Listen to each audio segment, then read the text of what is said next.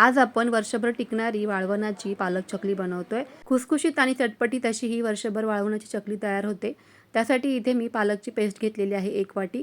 एकाच चमच्याने मोजून आपल्याला इथे सर्व साहित्य घ्यायचं आहे। अर्धा चमचा पापडखार घ्यायचा, मीठ घ्यायचं आहे, ओवा जिऱ्याची पावडर घ्यायची, लसूण मिरचीची पेस्ट घेतलेली आहे, तीळ घेतलेले आहेत। ज्या वाटीने पीठ मोजलं त्याच वाटीने इथे आपल्याला 2 वाटीला थोडंसं कमी म्हणजे पावणे 2 वाट्या इथे पाणी घ्यायचं आहे। त्यानंतर यामध्ये पीठ घालायचं आणि छान अशी मस्त आपल्याला हे पीठ जे आहे ना ते अगदी स्लो गॅसवरती 15 ते 20 मिनिटं शिजवून घ्यायचं आहे। असं शिजवून घेतल्यामुळे चकल्या अजिबात तुटत नाही, फाटत नाही आणि मस्त अशा वर्षभर टिकण्यास मदत देखील होते। चकली साच्याच्या मदतीने आपल्याला अशा प्रकारे या चकल्या सर्व पाडून घ्यायच्या आहेत। मस्त 2 दिवस कडकडीत उन्हामध्ये वाळवून घ्यायच्या। तळल्यानंतर दुप्पट अशा चकल्या फुलतात, चवीला तर अप्रतिमच लागतात। रंग तर पहा काय मस्त असा आलेला आहे। डिटेल रेसिपी पाहिजे असेल तर आपल्या चॅनलवर अवेलेबल आहेच। अशाच छान रेसिपीसाठी चॅनलला लाईक, शेअर अँड सबस्क्राईब।